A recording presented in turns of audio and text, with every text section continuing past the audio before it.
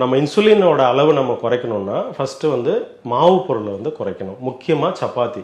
சப்பாத்தியில் கோதுமை மாவில் என்ன பிரச்சனைன்னா 1980லேருந்து இப்போ வரைக்கும் 2500 முறை வேரியேஷன் பண்ணியிருக்காங்க ஜெனட்டிக்கலாக. ஜெனட்டிக்கல் மாடிஃபிகேஷன் நடக்கும்போது 30% அதனோட சுகர் அளவு கூடிருச்சு. ஸோ அந்த சுகர் அளவு கூடினதுனால தான் நீங்கள் 1980கள்லையும் இன்றைக்கும் பார்த்தீங்கன்னா டயபிட்டிஸ் பேஷண்ட்டு ரொம்ப அதிகமாயிட்டாங்க. அது மட்டும் இல்லாமல் இன்றைக்கி பஞ்சாபில் பார்த்தீங்கன்னா கேன்சர் ட்ரெயின்னு ஒரு ட்ரெயின் போகுது. அதில் கேன்சர் பேஷண்ட்டு தான் நிறைய பேர் போவாங்க. அது வந்து ராஜஸ்தான் ஒரு கேன்சர் மெமோரியல் ஹாஸ்பிட்டலுக்கு போகிற இது பேஷண்ட்ஸ் அங்கே போவாங்க.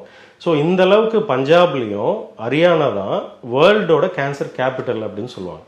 அதிகப்படியான கேன்சர் பேஷண்ட்ஸை நீங்கள் பஞ்சாப்லேயும் ஹரியானா தான் இருக்காங்க. ஸோ அவங்க பிரதான டயட் பார்த்தீங்கன்னா மாவு, குறிப்பாக கோதுமை மாவு, பால், இந்த ரெண்டு தான். ஸோ இந்த ரெண்டுமே என்ன பண்ணுதுன்னா அதிகப்படியான இன்சுலினை தூண்டுது. கேன்சர் செல்லுக்கு அருமையான சாப்பாடே வந்து இனிப்பு தான். ஸோ கேன்சர் செல்லோட தன்மை என்ன அப்படின்னா கண்டினியூஸாக வளரக்கூடியது, அதுக்கு சாவே கிடையாது, இம்மார்டல் அப்படின்னு சொல்லுவாங்க. ஒரு இடத்துல இருந்து இன்னொரு இடத்துக்கு போகும்.